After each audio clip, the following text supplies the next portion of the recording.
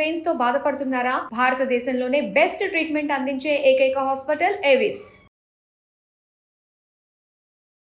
నమస్తే రమగారు. నమస్తే జయ. రమగారు, మనకి ఈ నెలలోనేమో సూర్యగ్రహణం. మనకి పండుగలకి కొంచెం ఇబ్బందిదాయకంగానే అనిపిస్తుంది. అంటే ఇటు చేసుకోవాలా అటు చేసుకోవాలా చిన్న కన్ఫ్యూజన్ కూడా ఏర్పడుతుంది కదా. తర్వాత ఈ సూర్యగ్రహణానికి సంబంధించి కూడా రకరకాల వార్తలు వింటున్నామండి. చాలా సంవత్సరాల తర్వాత వస్తుందని. మరి దీని ప్రభావం మన మీద ఎంతవరకు ఉంటుందో ఉండదో తెలియదు కానీ కొన్ని భయాలు వింటున్నాము. అట్లా ఏం లేదు, భయపడాల్సిన అవసరం లేదు, రెగ్యులర్గా ఎప్పుడు వచ్చేలాంటి గ్రహణాలే అంటున్నారు. మీరేం చెప్తారు? ప్రతి గ్రహణానికి ఓ పేరు పెడుతూ ఉంటాం మనం. ఎప్పుడు జరగలేదు. 350 సంవత్సరాల తర్వాత, 430 సంవత్సరాల తర్వాత, 225 తర్వాత, 100 ఏళ్ళ తర్వాత గ్రహణాల్లో ఏవో చిన్న చిన్న సమయాల్లో మార్పుల వల్ల అట్లా ఇలాంటిది ప్రోగ్రాము ఇంతకుముందు జరగలేదు అని. అయితే ఇండియాలో కనపడదు, కానీ మన మీద దాని ప్రభావం ఉంటుంది. ఇలాంటి వాక్యాలు వింటూనే ఉన్నాం. అవును. అయితే ఇది పండక్కి ఎంత మటుకు అడ్డం పడుతుంది అనేది ఒకసారి చూడాల్సిన సంగతే. అమావాస్య రోజు సాయంకాలం సూర్యగ్రహణం ఉంది. అవునండి. అయితే అమావాస్య తిథి అంతంలోనే ఎప్పుడు గ్రహణాలు వస్తాయి. అంటే అమావాస్య గ్రహణం అయిపోతుంది, అమావాస్య కూడా అయిపోతుంది. గ్రహణం అయ్యేది ఎప్పుడు? ఆ సూర్యాస్తమయం అయ్యాక కొంచెం సేపు. అంటే అమావాస్య తిథి ఎంత మటుకు ఉన్నట్టు? చీకటి పడిన కాసేపటికి అమావాస్య వెళ్ళిపోతుంది. సో ఇప్పుడు అమావాస్య గ్రహణానికి సూర్యగ్రహణం ఏంటంటే ఇది పాక్షిక గ్రహణమే ఉంది. మనకి కొంత సమయమే కనపడుతుంది. ఇండియాలో కొన్ని భాగాల్లోనే కనిపిస్తుంది. అయితే ఇది స్వాతి నక్షత్రంలో వచ్చింది కాబట్టి స్వాతి నక్షత్రము తులారాశికి సంబంధించిన వాళ్ళు దానాలు జపతపాదులు చేసుకోవాలి అంటారు. అయితే సాధారణంగా ఏంటంటే మనకు చెప్పేది గ్రహణ సమయము పుణ్యకాలంగా చెప్తారు. ఆ సమయంలో చేసేటువంటి ఉపాసన గ్రహాలకి మంచి బలాన్ని ఇస్తుంది. అందుకని ఎవరికైనా ఆ మంత్రోపదేశం ఉన్నవాళ్ళు మంత్రం పునశ్చరణ చేసుకోవటం, ఉపదేశం కూడా గ్రహణ సమయంలో తీసుకునే ఉపదేశం కూడా చాలా అద్భుతంగా ఉంటుందని తప్పకుండా తీసుకుంటారు. గ్రహణానికి ముందు పట్టు స్నానం, గ్రహణం అయిపోయిన తర్వాత విడుపు స్నానం, ఇది ఎప్పుడు చేసేది. గ్రహణాల్లో ఇలాగే చేస్తారు. అయితే గ్రహణ కాలంలో ఉపాసనా బలాన్ని పెంచుకునేందుకు జపం చేసుకుంటారు. ఇప్పుడు ఏమీ లేని వాళ్ళు, అంటే ఉపాసనలో అవి లేని వాళ్ళు, లేదా ఉపదేశాలు లేని వాళ్ళు, మన బొట్టి వాళ్ళు, సామాన్య వాళ్ళంతా ఏం చేయొచ్చు? ఏదైనా చదువుకోవచ్చు. దైవ సంబంధమైంది చదువుకుంటే ఫలితం బాగుంటుంది. ఉపదేశం అవసరం లేని మంత్రాలు, శ్లోకాలు, స్తోత్రాలు ఉంటాయి కదా, అవేవైనా పారాయణ చేసుకోవచ్చు. అయితే దేవాలయాలు మూసేస్తారు, మన ఇళ్లలోనే చేసుకోవాలి. గ్రహణ సమయంలో ఆహార స్వీకారం మంచిది కాదు. మరి పసిబిడ్డలు అలా అయితే చంటి పిల్లలకి చేయగలిగేది ఏమీ లేదు. గర్భిణులు వాళ్ళు కూడా దీనికంటే కొంచెం ముందుగా తినేసి ఈ సమయంలో కదలకుండా విశ్రాంతిగా పడుకుంటే మంచిది. గర్భిణీలు దీని మీద చాలామంది, నాకే ఓ 25-30 ప్రశ్నలు వచ్చినాయి. మెసెంజర్లో 25 ఉన్నాయి, ఇన్స్టాలో ఉన్నాయి, నాకు వాట్సాప్ మెసేజ్లు బోల్డు. గర్భిణీ అతీలు ఏం చేయాలి 4 గంటలు ఉండలేం కదా అని. మధ్యాహ్నం 2 గంటలకు 2 తర్వాత తినేసి అప్పుడు పడుకుంటే విశ్రాంతిగా 4 తర్వాత నిద్రపోయేందుకు ప్రయత్నం చేయండి. సూర్యాస్తమయం అయితే 6:30, 6:35 కల్లా అయిపోతుంది. అప్పుడు తీసుకోవచ్చు. 7-7:30 అయ్యాక స్నానం చేసి తీసుకోవచ్చు. ఈ కాసేపు తినకపోతే ఏదైనా గ్లూకోజ్ అదైపోతుంది ఇదైపోతుంది ఇలాంటి భయాలు అయితే ఎక్కువగా ఉండవు. నిద్రపోతే సరిపోతుంది కదా, పడుకోవచ్చు. గర్భిణులు తిరగద్దు బయటికి, పిల్లల్ని కూడా బయటికి రానివ్వకుండా ఉండడమే మంచిది.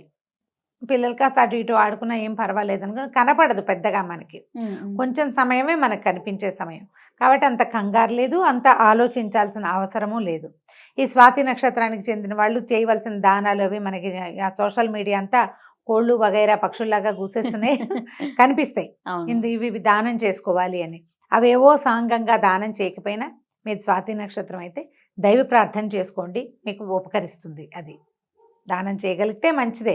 చేయలేకపోతే నమ్మకం లేదు మీకు మనకి నమ్మకం ఉన్నా లేకపోయినా రాత్రి పగలు తప్పవచ్చు. నేను నమ్మను, రాత్రి అవుతుందని ఆగుతుంది అది. ఇక్కడ కూర్చుంటావు, పగలు రావాల్సిందే. మహా అయితే నువ్వు నిద్రపోకుండా ఉంటావు అంతే తప్పిస్తే రాత్రిని మాన్పలేం కదా. జరగాల్సినవేవో జరిగిపోతాయి. అది దీనివల్లే వచ్చిందని నీకు తెలుస్తుంది, తెలియకపోతుంది. అవును, అంతే జరిగేది. కాబట్టి దైవ ధ్యానం చేసుకోండి, దైవం మీద నమ్మకం ఉన్నవాళ్ళు. లేకపోతే ఇక చేయగలిగేది ఏమీ లేదు. అంతే కదా. ఈ ప్రెగ్నెన్సీలో వీడు మీరు నమ్మినా నమ్మకపోయినా ఇలాంటి అనుమానాలు ఉన్నప్పుడు మనకి పెద్దవాళ్ళు చెప్పేటప్పుడు కాస్త ప్రశాంతంగా కూర్చుని ఆ వేళకి ఏమీ తినకుండా మంచినీళ్ళు తాగటం, తిరగటం, ఏదైనా కట్ చేయటం, లేచి అటు ఇటు తిరగటం, బయటికి వెళ్ళిపోవటం, బాత్రూమ్కి వెళ్ళకపోతే ఎలా అని అడుగుతుంటారు కొంతమంది. ఆ మాత్రం కదలికలు చెయ్యొచ్చు, విపరీతమైన చేష్టలు చేయకూడదని. పనులు అవి చెయ్యొద్దు, తిరగద్దు, శారీరకమైన శ్రమ ఇవ్వద్దు, అది చెప్తారు. ఇప్పుడు అందుకని మరి అన్నపానీయాలు అంటే టాయిలెట్ కూడా వెళ్ళకూడనంత కాదు కదా, అంత కాదు. విశ్రాంతిగా మంచం మీద పడుకోవటం, ఈ కూర్చుని తరగటము, ఏదైనా చెయ్యటము, ఒత్తటము, నీళ్లు తోడడం, అలాంటి పనులు చేయనిచ్చేవాళ్ళు కాదు. ఇప్పుడు ఎందుకంటే నిజంగా మనకి ప్రపంచంలో ఎన్నో విశేషాలు ఉన్నాయి. ఖగోళంలో ఏం జరుగుతుందో ఇప్పుడు ఈ గ్రహణం అంటే ఏమిటి, ఒక గ్రహం ఇంకో గ్రహానికి అడ్డం రావటం. అవునవును కదా, మన ప్రమేయం ఉందా దాంట్లో? లేదు. ఆ సమయంలో ఏం జరుగుతుందో మనకు తెలియదు. ప్రపంచంలో అగ్నిపర్వతాలు ఉన్నాయి, ఇలా ఇంకోటి ఉన్నాయి, ఇంకోటి ఎన్ని రకాలు ఉన్నాయి, అవన్నీ వాటంతటవే చేస్తున్నాయి, మన ప్రమేయం లేదు. మన లివింగ్లో కూడా, మన జీవితంలో కూడా మన ప్రమేయం లేకుండానే పుట్టేస్తాను పోతూ ఉంటాం మనం. అవునండి. మనకు తెలియదు వాటి సంగతి. మనకి తెలియని దాని గురించి మనం ఎందుకు వాదించాలి? ఎవరో పెద్దలు మనకి ఇలాంటి నిర్దేశనం చెప్పారు, జాగ్రత్తగా ఉండండి అని, పాటిస్తే సరిపోలా? అంతే. నువ్వు ప్రశ్నిస్తావు, పోనీ నీకు ఒక ఆన్సర్ తెలుసా? ఏమీ జరగదు అని ఎవరు రాసిస్తారు? ఏం జరగదని చెప్తావు. జరిగితే దానికి దానివల్లేనని కనుక నువ్వు చెప్పగలవా? దానివల్లే అని చెప్పలేవు, దానివల్ల కాదని చెప్పలేవు. లేదండి. ఈ రెండు లేనప్పుడు మేము రెస్ట్ తీసుకుంటాం అంటుంటే వాళ్ళని కాదని అక్కర్లేదని బాగా డాన్స్ చేయండి అని ఎందుకు చెప్పాలి? అవును, హాయిగా ఎగురి తిరగండి అని చెప్పకూడదు కదా. రెస్ట్ తీసుకోమని చెప్తే సరిపోతుంది. దానివల్ల వచ్చే నష్టం అయితే లేదు కదా, లాభం లేదు అనుకుందాం, నష్టం అయితే లేదు కదా. ఓ 3-4 గంటలు విశ్రాంతే కదా. కాబట్టి విశ్రాంతి తీసుకోండి గర్భిణీ స్త్రీలు, ప్రశాంతంగా ఉండండి. పూజా విధానం చేసుకోగలిగే వాళ్ళు చేసుకోండి. ఖచ్చితంగా గ్రహణ సమయాల్లో ఆహార స్వీకరణ అంత మంచిది మాత్రం కాదు, తినకుండా ఉండడం మంచిది. మన ఇంట్లో నిలవ పచ్చళ్ళు, పప్పులు, ఒప్పులు అవి ఉంటే వాటిలలో దర్భలు వేసుకోవటం, దర్భగడ్డిని తెచ్చుకుని వేసుకోవటం. ఉపనయనం అయిన వాళ్ళు మన గ్రహణ స్నానం అయిన తర్వాత యజ్ఞోపవీతాన్ని మార్చుకుంటారు, యజ్ఞోపవీతం మార్చుకోవటము, ఇది చేయొచ్చు. ఇంత మటుకు దీని మీద పెద్దగా ఆలోచన లేదు. ముందు రోజు హాయిగా పండగ చేసుకుంటాం, బోల్డన్ రకరకాల పపాలు చేసుకుని తినేస్తాం, అయిపోతుంది అంతే. భయపడొద్దు, అందుకని మన పెద్దవాళ్ళు చెప్పింది కొట్టి పారేయొద్దు, అంతే కదా రమ్మగారు. అంటే పెద్ద అనుమానాలు ఏం లేవమ్మా, ఇంత మాత్రం చేస్తే చాలు. మామూలుగా గ్రహణానికి ఎలా చేస్తామో దీనికి కూడా అంతే. రెస్టే తీసుకోవాలంటున్నారు ఇంట్లో వాళ్ళు, నేను ఎలాగా అని ప్రశ్నించద్దు, రెస్ట్ తీసుకోవడానికే ప్రయత్నం చేయండి.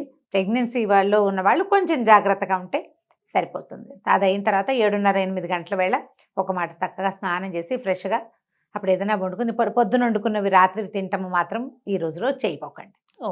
నిలవ పెట్టకూడదు. మనం కూడా అంతే, ఎవరైనా సరే పొద్దున వండినవి నిలవ ఉంచుకుని సాయంకాలాన్ని తినద్దు. పొద్దున్న ఫినిష్ చేసేయండి. రాత్రి ఫ్రెష్గా కాస్త అన్నం వండుకుని ఏదైనా కూరనారో చపాతీలో ఏదో ఒకటి చేసుకుని అప్పటికప్పుడు అట్లా చేసుకుని తినండి. నిలవ పెట్టిన ఆహారం తినద్దు. ఓకే రమ్మగారు, నమస్తే. నమస్తే.